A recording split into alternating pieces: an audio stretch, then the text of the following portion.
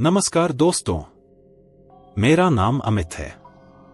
अगर आपको मेरा वीडियो अच्छा लगे तो लाइक, शेयर, कमेंट और चैनल को सब्सक्राइब जरूर करें। आपका सपोर्ट मुझे और बेहतर कंटेंट बनाने के लिए प्रेरित करता है। तो बिना देर किए चलिए पार्ट 2 शुरू करते हैं। पूरा स्टेशन अंधेरे में डूब चुका था। इतना गहरा अंधेरा कि अपने हाथ तक दिखाई नहीं दे रहे थे। सिर्फ हवा की आवाज सुनाई दे रही थी और कहीं दूर किसी के धीरे धीरे चलने की आहट। टक टक टक। हर कदम के साथ वह आवाज करीब आती जा रही थी।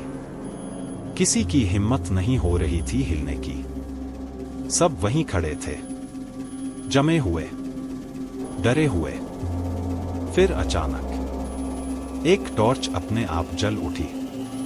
उसकी कमजोर रोशनी प्लेटफॉर्म पर पड़ी और जो दिखाई दिया उसे देखकर सबके शरीर में सिहरन दौड़ गई। पूरा प्लेटफॉर्म खाली था। न कोई यात्री, न कोई भूतिया ट्रेन, न कोई परछाई। मानो कुछ देर पहले जो कुछ भी हुआ था वह कभी हुआ ही नहीं। लेकिन यह शांति ज्यादा देर नहीं रही, क्योंकि अगले ही पल प्लेटफॉर्म के दूसरे छोर से एक धीमी हंसी सुनाई दी। हा हा हा। बहुत धीमी, बहुत ठंडी और बिल्कुल इंसानों जैसी नहीं। टॉर्च की रोशनी उधर घुमाई गई। पहले कुछ दिखाई नहीं दिया। फिर एक आकृति नजर आई। वह बिल्कुल स्थिर खड़ी थी। लंबा कद, फटे हुए कपड़े और चेहरा अंधेरे में छिपा हुआ। कुछ सेकंड तक वह हिली भी नहीं। फिर उसने धीरे धीरे एक कदम आगे बढ़ाया। टक। आवाज पूरे स्टेशन में गूंज गई। फिर दूसरा कदम, फिर तीसरा। अब वह धीरे धीरे करीब आ रही थी। जैसे जैसे वह पास आती गई, हवा और ठंडी होती गई। टॉर्च की रोशनी बार बार झिलमिलाने लगी और आखिरकार उसका चेहरा दिखाई दिया। उसे देखते ही सबकी सांस रुक गई। वह चेहरा इंसानी नहीं लग रहा था।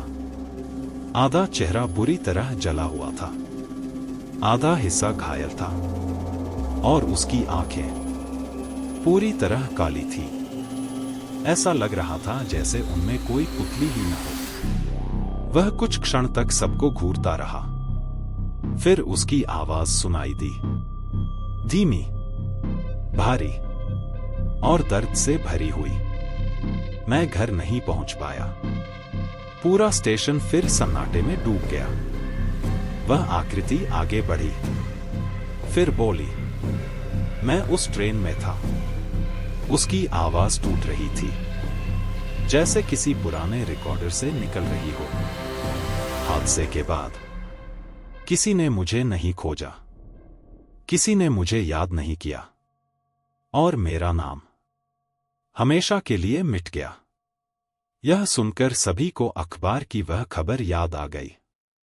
127 लोगों की मौत, लेकिन मिले थे सिर्फ 126 शव। यानी यह वही व्यक्ति था, वह यात्री जिसका शव कभी नहीं मिला, जिसका नाम रिकॉर्ड से गायब हो गया, जिसकी कहानी अधूरी रह गई। अब सब कुछ समझ में आने लगा था। यह पूरा स्टेशन, यह ट्रेन, यह रहस्यमयी घटनाएं सब उसी से जुड़ी थी। वह वर्षों से यहां फंसा हुआ था, न पूरी तरह जीवित, न पूरी तरह मृत। एक अधूरी आत्मा जो अब भी किसी का इंतजार कर रही थी। लेकिन कहानी यहीं खत्म नहीं हुई, क्योंकि तभी प्लेटफॉर्म के दूसरे छोर पर वही सफेद कपड़ों वाली महिला दिखाई दी। वह धीरे धीरे चलती हुई उस आदमी की तरफ आने लगी। उसकी आंखों में आंसू थे और चेहरे पर वर्षों का दर्द। दोनों एक दूसरे के सामने आकर रुक गए। कुछ क्षण तक दोनों चुप रहे। फिर महिला ने धीमी आवाज में कहा, मैं इंतजार करती रही। आदमी ने सिर झुका लिया। महिला की आंखों से आंसू बहने लगे। मैं हर रात तुम्हें ढूंढती रही, हर ट्रेन में, हर परछाई में, हर आवाज में। हवा अचानक शांत हो गई। स्टेशन पर फैला डर मानो कुछ पल के लिए रुक गया। फिर आदमी ने पहली बार ऊपर देखा और बहुत धीमी आवाज में कहा, अब मुझे जाना होगा। इतना कहते ही पूरा प्लेटफॉर्म कांपने लगा। पटरियां हिलने लगीं। स्टेशन की दीवारों में दरारें पड़ने लगीं। दूर से फिर ट्रेन की सीटी सुनाई दी, लेकिन इस बार वह पहले जैसी डरावनी नहीं थी। उसमें एक अजीब सी उदासी थी। धीरे धीरे धुंध स्टेशन को घेरने लगी। घनी धुंध, इतनी घनी कि कुछ दिखाई देना बंद हो गया। और जब धुंध छंटी तो दोनों आकृतियां गायब थी। ट्रेन गायब थी, सभी परछाइयां गायब थी। पूरा स्टेशन फिर से वैसा ही हो चुका था, टूटा हुआ, वीरान, खामोश, जैसे कुछ हुआ ही न हो। लेकिन एक चीज बदली हुई थी। प्लेटफॉर्म के बीच में एक पुराना पहचान पत्र पड़ा था, जंग लगा हुआ, धूल से भरा हुआ। उस पर एक धुंधली तस्वीर थी और नीचे लिखा हुआ नाम, वही नाम जो वर्षों पहले रिकॉर्ड से गायब हो गया था, जिसे कोई याद नहीं करता था, जिसे कोई जानता नहीं था। अब उसकी पहचान वापस मिल चुकी थी और शायद इसी वजह से वह आत्मा आखिरकार मुक्त हो गई। लेकिन कहानी का सबसे डरावना हिस्सा अभी बाकी था, क्योंकि अगले दिन जब लोग उस स्टेशन पर पहुंचे तो उन्हें पटरियों के पास ताजा पैरों के निशान मिले। सिर्फ एक नहीं, दो लोगों के, जो जंगल की तरफ जाते हुए दिखाई दे रहे थे और कुछ दूर जाकर अचानक गायब हो जाते थे। आज तक कोई नहीं जानता वे निशान किसके थे। क्या सचमुच आत्माएं मुक्त हो गई थीं? या फिर वे सिर्फ किसी नई जगह चली गई थीं?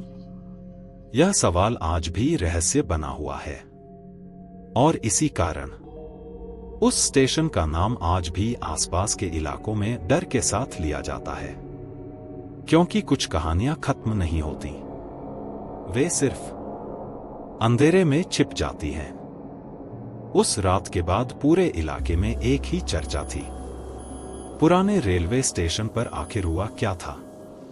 जो लोग वहां मौजूद थे उन्होंने जो देखा था उसके बारे में खुलकर बात करने की हिम्मत किसी में नहीं थी। कुछ लोग चुप हो गए, कुछ लोगों ने कसम खा ली कि वे दोबारा कभी उस स्टेशन के पास नहीं जाएंगे। लेकिन रहस्य यही खत्म नहीं हुआ, क्योंकि ठीक 7 दिन बाद एक नई घटना ने सबको फिर से डरा दिया। सुबह का समय था। गांव के 2 लकड़हारे जंगल की तरफ जा रहे थे। रास्ता स्टेशन के पीछे वाले हिस्से से होकर गुजरता था। वहीं उन्हें कुछ अजीब दिखाई दिया। मिट्टी पर ताजे पैरों के निशान बने हुए थे। ऐसा लग रहा था जैसे कोई रात में वहां से गुजरा हो।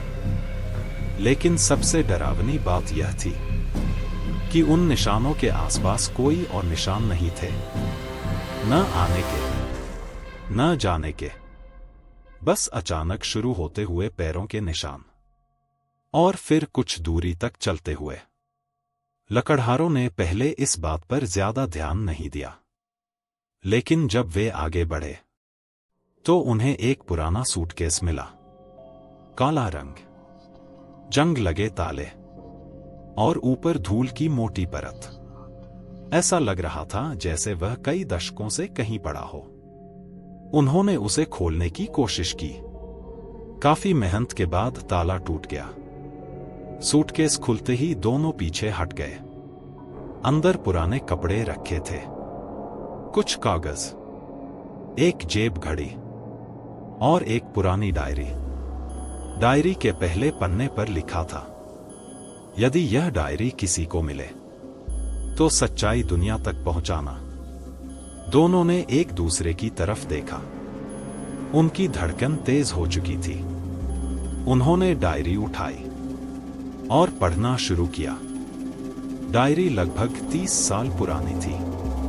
उसमें उसी रेल दुर्घटना का जिक्र था, लेकिन जो लिखा था वह सरकारी रिकॉर्ड से बिल्कुल अलग था। डायरी के अनुसार हादसा सिर्फ एक दुर्घटना नहीं था।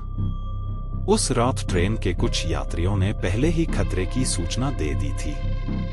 उन्हें पटरियों पर कुछ अजीब दिखाई दिया था, कुछ ऐसा जिसे वे समझ नहीं पाए। शुरुआत में सभी ने मजाक समझा, लेकिन फिर ट्रेन के कई यात्रियों ने एक जैसी बात बताई। सभी ने कहा कि पटरियों के आगे एक सफेद आकृति खड़ी थी और वह लगातार ट्रेन की तरफ देख रही थी। ड्राइवर ने भी उसे देखा। उसने कई बार हॉर्न बजाया, लेकिन आकृति नहीं हटी। फिर अचानक वह गायब हो गई और कुछ ही मिनटों बाद हादसा हो गया। डायरी यहीं खत्म नहीं होती थी। आगे लिखा था, हादसे के बाद मैं बच गया था। यह पढ़ते ही दोनों लकड़हारे चौंक गए। जिस व्यक्ति ने डायरी लिखी थी वह दुर्घटना का यात्री था और वह जीवित बच गया था। लेकिन फिर उसका क्या हुआ? उन्होंने आगे पढ़ना शुरू किया। डायरी में लिखा था, जब मैं होश में आया तो मेरे आसपास कोई नहीं था। चारों तरफ धुंध थी। मुझे लोगों की आवाजें सुनाई दे रही थी, लेकिन कोई दिखाई नहीं दे रहा था। फिर मैंने उन्हें देखा। वे सभी मृत यात्री थे। वे पटरियों के पास खड़े थे और मुझे अपने साथ बुला रहे थे। दोनों लकड़हारों के हाथ कांपने लगे। उन्होंने पढ़ना जारी रखा। मैं भागा, बहुत दूर तक भागा, लेकिन जहां भी गया वे मेरे पीछे आते रहे। फिर एक बूढ़ा आदमी मिला। उसने कहा कि स्टेशन शापित हो चुका है और अब यहां जो मरता है वह आसानी से जा नहीं पाता।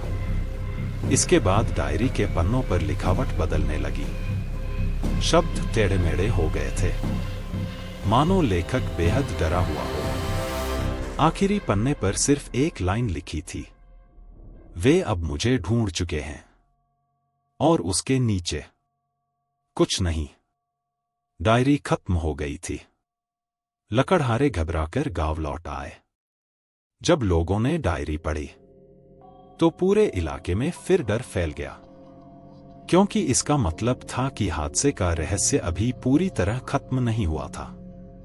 और शायद उस स्टेशन पर अभी भी कुछ ऐसा मौजूद था जो वर्षों से छिपा हुआ था।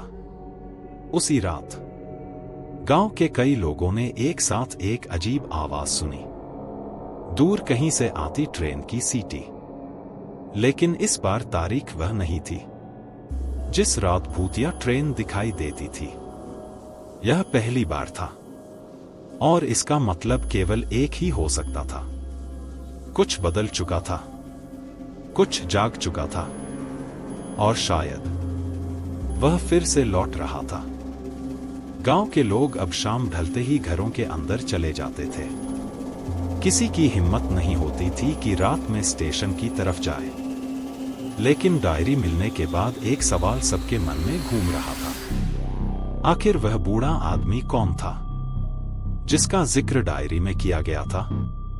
और वह कौन सा रहस्य जानता था जिसके बारे में किसी और को पता नहीं था? कई दिनों तक लोग इसी बारे में बात करते रहे। फिर एक बुजुर्ग ने एक पुरानी बात याद की। उसने बताया कि स्टेशन के पीछे पहाड़ी के अंदर एक पुरानी सुरंग थी। बहुत कम लोग उसके बारे में जानते थे।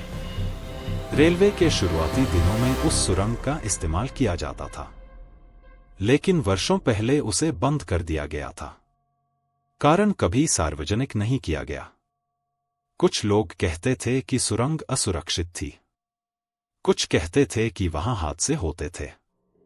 लेकिन गांव के सबसे बूढ़े लोगों का दावा था कि असली कारण कुछ और था। उनके अनुसार सुरंग के भीतर अजीब घटनाएं होती थी। कई मजदूर वहां काम करते समय गायब हो गए थे। कई लोगों ने वहां परछाइयां देखने की बात कही थी। और एक रात सुरंग में काम कर रहे कुछ लोग अचानक पागल हो गए थे। उसके बाद रेलवे ने सुरंग बंद कर दी और धीरे धीरे उसकी चर्चा भी खत्म हो गई। लेकिन अब पुरानी डायरी के बाद वह सुरंग फिर चर्चा में थी। अगली सुबह कुछ लोगों ने तय किया कि वे सुरंग तक जाएंगे। उन्हें उम्मीद थी कि शायद वहां इस रहस्य का कोई जवाब मिले। दोपहर के समय वे स्टेशन के पीछे वाले जंगल में पहुंचे। घने पेड़ों के बीच रास्ता बनाना आसान नहीं था। झाड़ियां रास्ता रोक रही थी।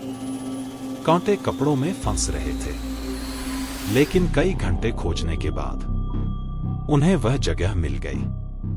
पहाड़ी के बीच एक विशाल पत्थर का मुहाना, काला, खामोश और डरावना। यही सुरंग थी। उसका प्रवेश द्वार आधा टूटा हुआ था। ऊपर काई जमी हुई थी। ऐसा लग रहा था जैसे वर्षों से वहां कोई नहीं आया। जैसे ही वे करीब पहुंचे, उन्हें भीतर से ठंडी हवा महसूस हुई। बहुत ठंडी, इतनी कि गर्म दिन में भी रोंगटे खड़े हो जाए। उन्होंने टॉर्च जलाई और अंदर कदम रखा। सुरंग के भीतर घुप अंधेरा था। टॉर्च की रोशनी भी बहुत दूर तक नहीं जा रही थी। चारों तरफ नमी थी। दीवारों से पानी टपक रहा था। हर कदम की आवाज कई बार गूंज रही थी। टक टक टक। कुछ दूरी तक सब सामान्य लगा। लेकिन फिर उन्हें दीवारों पर कुछ निशान दिखाई दिए। पहले लगा कि वे साधारण खरोंच हैं। लेकिन ध्यान से देखने पर समझ आया, वे खरोंच नहीं थी। वे शब्द थे। किसी ने पत्थर पर नाखूनों या किसी तेज चीज से कुछ लिखा था। पहला वाक्य था, पीछे मत देखना। सभी एक दूसरे को देखने लगे। कुछ कदम आगे दूसरा वाक्य लिखा था, वह हमें देख रहा है। अब माहौल और भारी हो चुका था। लेकिन वे आगे बढ़ते रहे। सुरंग और गहरी होती जा रही थी। फिर अचानक टॉर्च की रोशनी एक बड़ी दीवार पर पड़ी और वहां जो लिखा था उसे देखकर सब सन्न रह गए। पत्थर पर बड़े बड़े अक्षरों में लिखा था, 127 नहीं, 128 इंच। कुछ सेकंड तक कोई कुछ नहीं बोला। फिर सबको एक साथ वही बात याद आई। दुर्घटना में 127 मौतें दर्ज हुई थी और एक व्यक्ति लापता था। लेकिन अगर यह संख्या 128 थी, तो फिर वह अतिरिक्त व्यक्ति कौन था? सवाल बढ़ते जा रहे थे। जवाब अभी भी नहीं मिल रहे थे। उसी समय सुरंग के भीतर से एक आवाज सुनाई दी, बहुत दूर से, जैसे कोई धीरे धीरे गुनगुना रहा हो। एक पुराना गीत, इतना धीमा कि शब्द समझ नहीं आ रहे थे। लेकिन आवाज साफ थी और वह उनकी तरफ आ रही थी। धीरे धीरे, हर सेकंड थोड़ा और करीब। अब किसी का दिल सामान्य गति से नहीं धड़क रहा था। टॉर्च की रोशनी कांप रही थी। हाथ कांप रहे थे। लेकिन फिर भी वे आवाज की दिशा में बढ़े। कुछ देर बाद सुरंग अचानक एक बड़े गोल कमरे में खुल गई। कमरा जमीन के काफी नीचे था। बीच में एक पुरानी लोहे की मेज रखी थी और मेज पर धूल से ढकी एक मोटी फाइल। कमरे में और कुछ नहीं था, सिर्फ वही फाइल, जैसे किसी ने उसे जानबूझकर वहां छोड़ा हो। उन्होंने सावधानी से फाइल खोली। अंदर रेलवे के पुराने दस्तावेज थे, जांच रिपोर्ट, नक्शे और कुछ गोपनीय कागज। उनमें से एक रिपोर्ट पर लाल रंग की मुहर लगी थी, गोपनीय। रिपोर्ट पढ़ते ही सबके चेहरे बदल गए, क्योंकि उसमें लिखा था, दुर्घटना से एक दिन पहले उसी सुरंग के अंदर एक अज्ञात व्यक्ति मिला था। वह बुरी तरह घायल था। उसे अस्पताल ले जाया गया, लेकिन उसने मरने से पहले एक ही बात बार बार कही, ट्रेन को यहां से मत गुजरने देना, वह जाग चुका है। रिपोर्ट यहीं खत्म हो जाती थी। आगे के पन्ने गायब थे, जैसे किसी ने जानबूझकर निकाल लिए हों। लेकिन अब यह साफ था, हादसा सिर्फ हादसा नहीं था, उसके पीछे कुछ और भी था, कुछ ऐसा जो इस सुरंग से जुड़ा हुआ था। और शायद वही चीज अब फिर से सक्रिय हो चुकी थी। उसी क्षण कमरे के दूसरी तरफ से पत्थर घिसटने की आवाज आई। घर्रर। सभी ने टॉर्च उधर घुमाई, और जो उन्होंने देखा उसने उनके पैरों तले जमीन खींच ली। कमरे की पिछली दीवार धीरे धीरे खुल रही थी। उसके पीछे एक और रास्ता दिखाई दे रहा था, एक गुप्त रास्ता जो शायद दशकों से बंद था। और उस अंधेरे रास्ते के भीतर दो चमकती हुई आंखें दिखाई दे रही थी। वे आंखें स्थिर थी, सीधे उनकी तरफ देख रही थी। और फिर अंधेरे में किसी की आवाज गूंजी, तुम्हें यहां नहीं आना चाहिए था।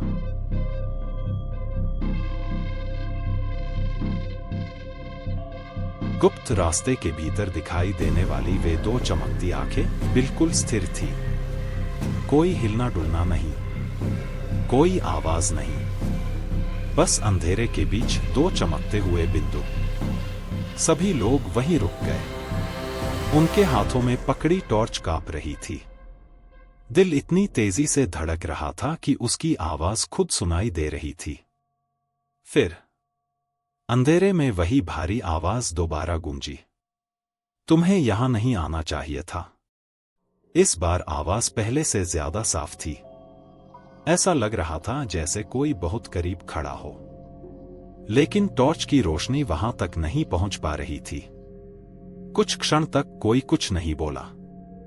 फिर अचानक वे चमकती आंखें गायब हो गईं, एकदम से, जैसे वहां कभी थी ही नहीं।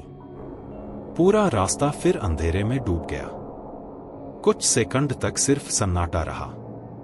फिर कहीं दूर से किसी धातु के गिरने की आवाज आई। ठन। आवाज सुरंग के भीतर गूंजती चली गई।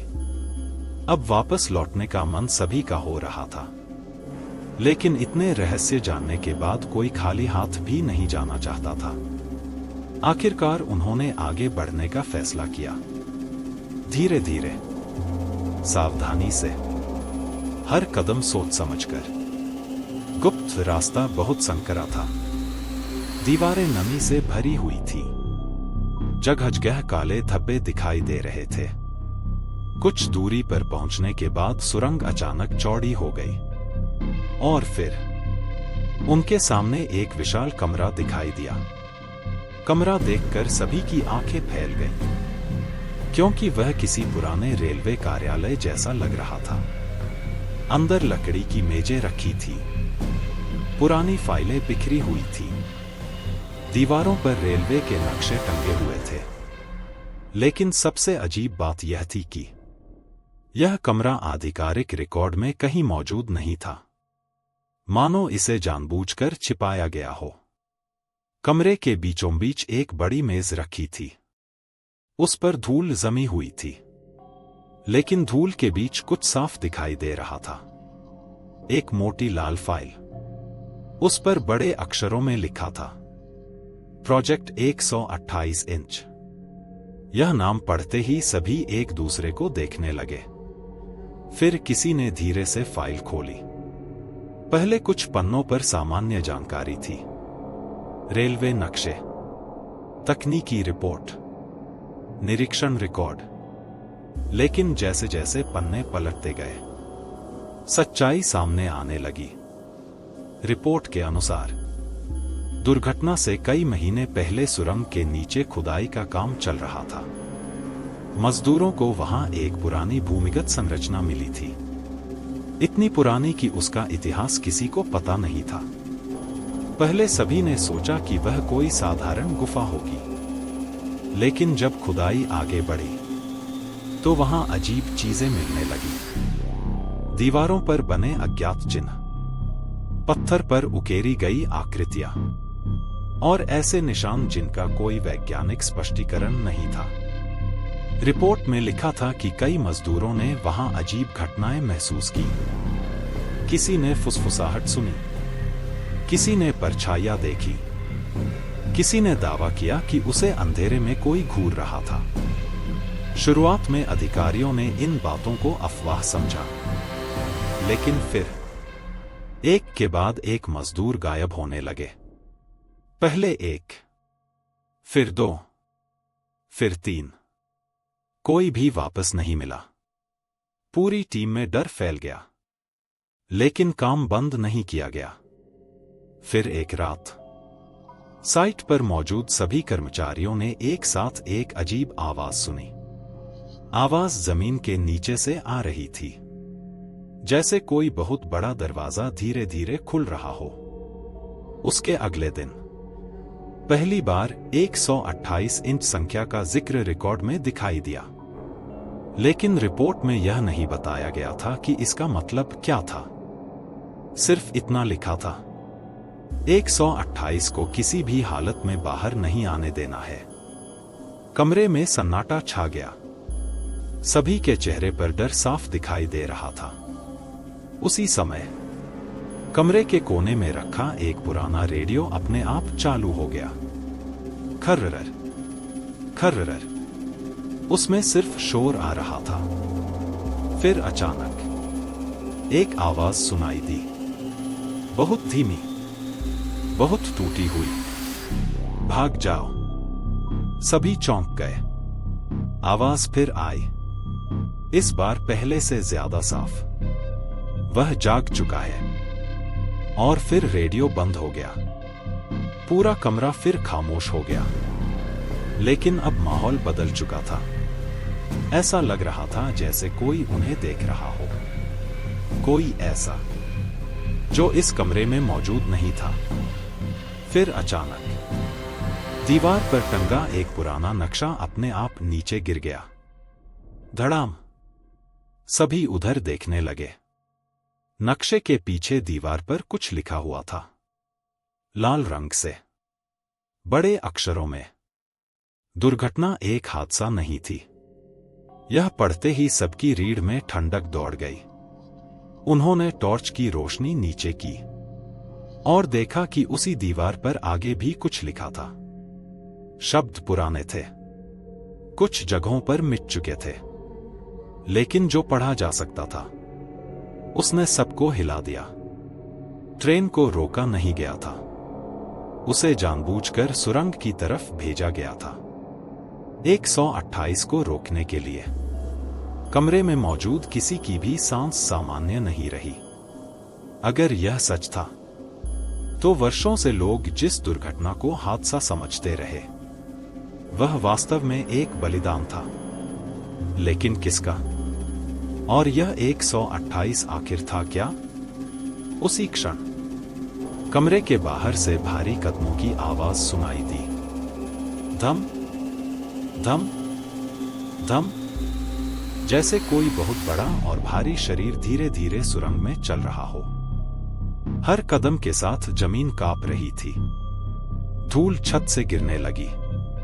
और फिर अंधेरे से वही दो चमकती आंखें दोबारा दिखाई दी, लेकिन इस बार वे पहले से कहीं ज्यादा करीब थी। और उनके साथ एक तीसरी आंख भी चमक रही थी। सुरंग के अंधेरे में अब 3 चमकती हुई आंखें दिखाई दे रही थी, पहली, दूसरी और उनके बीच ऊपर की तरफ एक तीसरी। वह दृश्य इतना असामान्य था कि कुछ क्षणों के लिए किसी को समझ ही नहीं आया कि वह क्या देख रहा है। भारी कदमों की आवाज लगातार करीब आती जा रही थी। धम धम धम। हर कदम के साथ जमीन कांप रही थी। दीवारों से धूल झड़ रही थी। कमरे में रखी पुरानी फाइलें हिलने लगी थी। सभी लोग पीछे हट गए। टॉर्च की रोशनी सीधे उस अंधेरे रास्ते पर टिक गई। फिर धीरे धीरे कुछ बाहर आया। पहले उसका हाथ दिखाई दिया। लंबी उंगलियां, असामान्य रूप से लंबी, जैसे किसी इंसान की न हो। फिर उसका दूसरा हाथ, और आखिरकार उसका चेहरा। उसे देखते ही सभी के शरीर में सिहरन दौड़ गई। वह पूरी तरह इंसान नहीं लग रहा था, लेकिन पूरी तरह किसी जानवर जैसा भी नहीं था। उसका चेहरा अजीब तरीके से विकृत था। माथे के बीच एक अतिरिक्त आंख थी, वही तीसरी आंख जो अंधेरे में चमक रही थी। उसकी त्वचा राख जैसी धूसर थी, और शरीर पर जगह-जगह पुराने घावों जैसे निशान थे। वह धीरे धीरे कमरे के बाहर आकर रुक गया। लेकिन सबसे डरावनी बात उसकी आंखें नहीं थी। सबसे डरावनी बात यह थी कि उसके चेहरे पर एक हल्की मुस्कान थी। ऐसी मुस्कान जिसे देखकर किसी का भी खून जम जाए। कुछ सेकंड तक वह बिना हिले खड़ा रहा। फिर उसकी तीसरी आंख चमकने लगी। नीली रोशनी, धीमी लेकिन बेहद तेज होती हुई। उसी क्षण कमरे के भीतर मौजूद सभी लोगों के सिर में दर्द शुरू हो गया। ऐसा लगा जैसे कोई उनके दिमाग के अंदर घुसने की कोशिश कर रहा हो। कुछ लोगों ने अपने कान पकड़ लिए, कुछ घुटनों पर बैठ गए, और तभी उनके सामने अजीब दृश्य दिखाई देने लगे। वे अब सुरंग में नहीं थे। वे अचानक खुद को उसी दुर्घटना वाली रात में खड़ा महसूस करने लगे। तेज बारिश, चीखते यात्री, भागते कर्मचारी, और दूर से आती ट्रेन। दृश्य इतना वास्तविक था कि फर्क करना मुश्किल था कि क्या सच है और क्या भ्रम। फिर उन्होंने कुछ ऐसा देखा जो पहले कभी किसी ने नहीं देखा था। दुर्घटना से ठीक पहले कुछ लोग पटरियों के पास खड़े थे। रेलवे अधिकारी, कुछ अज्ञात व्यक्ति, और उनके बीच एक बूढ़ा आदमी। वही बूढ़ा आदमी जिसका जिक्र पुरानी डायरी में था। वह लगातार चिल्ला रहा था, ट्रेन को मत रोको। अगर ट्रेन रुक गई तो सब खत्म हो जाएगा। आसपास मौजूद लोग घबराए हुए थे, लेकिन उन्होंने उसकी बात मानी और ट्रेन को आगे जाने दिया। अगले ही पल भयानक हादसा हुआ। दृश्य अचानक टूट गया। सभी फिर उसी कमरे में लौट आए। सांसें तेज चल रही थी, दिल जोर जोर से धड़क रहा था। अब उन्हें समझ आने लगा था कि दुर्घटना एक साधारण हादसा नहीं थी। किसी वजह से ट्रेन को जानबूझकर आगे बढ़ने दिया गया था, और उस वजह का संबंध इस रहस्यमयी प्राणी से था। उसी समय मेज पर रखी लाल फाइल अपने आप खुल गई। उसके आखिरी पन्ने हवा में फड़फड़ाने लगे। एक पन्ना खुलकर सामने आ गया। उस पर लिखा था, विषय संख्या 128 इंच। नीचे कुछ नोट्स लिखे थे। अज्ञात स्रोत, सुरंग के नीचे खोजा गया। मानव नहीं, सामान्य तरीकों से नष्ट नहीं किया जा सकता। और सबसे नीचे एक लाल लाइन खींची हुई थी। उसके नीचे लिखा था, इसे रोकने का एकमात्र तरीका। लेकिन बाकी शब्द फटे हुए थे। पन्ने का हिस्सा गायब था, जैसे किसी ने जानबूझकर उसे निकाल दिया हो। सभी निराश हो गए। सच उनके सामने था, लेकिन सबसे जरूरी जानकारी गायब थी। तभी कमरे के कोने में रखी एक पुरानी अलमारी अपने आप खुल गई। चर्रर, अंदर धूल से ढका एक छोटा लकड़ी का बक्सा रखा था। उस पर ताला नहीं था। सावधानी से बक्सा खोला गया। अंदर एक पुरानी पॉकेट डायरी थी। डायरी के पहले पन्ने पर सिर्फ एक नाम लिखा था, वही बूढ़ा आदमी जिसका जिक्र बार बार सामने आ रहा था। सबने तेजी से पन्ने पलटने शुरू किए। डायरी में लिखा था कि सुरंग के नीचे मिली चीज कोई साधारण जीव नहीं थी, वह किसी बहुत पुराने समय से वहां कैद थी। इतने पुराने समय से कि उसके बारे में इतिहास में भी कोई रिकॉर्ड नहीं बचा था। डायरी के आखिरी पन्ने पर एक नक्शा बना हुआ था। नक्शा सुरंग के और भी गहरे हिस्से का था और उस पर लाल रंग से एक स्थान चिन्हित किया गया था। उसके पास लिखा था मूल द्वार और नीचे एक चेतावनी, यदि 128 जाग जाए तो मूल द्वार तक पहुंचो। वहीं से सब शुरू हुआ था, वहीं सब खत्म होगा। सभी ने एक दूसरे की तरफ देखा। अब उनके पास एक दिशा थी, एक सुराग था, लेकिन समय बहुत कम था, क्योंकि तभी वह रहस्यमयी प्राणी अचानक आगे बढ़ा। उसकी तीसरी आंख पूरी तरह चमक उठी और अगले ही क्षण पूरी सुरंग में एक ऐसी गर्जना गूंजी कि दीवारें हिल उठी, पत्थर टूटने लगे, छत में दरारें पड़ने लगीं और दूर अंधेरे में कहीं बहुत नीचे एक विशाल दरवाजा खुलने की आवाज सुनाई दी। घर्रर घर्रर, जैसे सदियों पुराना कोई ताला टूट चुका हो। और उसी क्षण सबको एहसास हो गया, 128 अब पूरी तरह जाग चुका था और अगर उसे नहीं रोका गया तो सिर्फ स्टेशन नहीं, पूरा इलाका उसके अंधेरे में डूब सकता था। दोस्तों, अगर आपको यह पार्ट 2 पसंद आया हो और आप पार्ट 3 देखना चाहते हैं तो नीचे कमेंट करके जरूर बताइए। आपके कमेंट्स और सपोर्ट से मुझे पता चलता है कि आप आगे क्या देखना चाहते हैं। इसलिए वीडियो को लाइक, अपने दोस्तों के साथ शेयर और चैनल को सब्सक्राइब करना न भूलें। तो बताइए, क्या आप पार्ट 3 के लिए तैयार हैं? कमेंट में पार्ट 3 इंच लिखकर अपनी राय जरूर दें।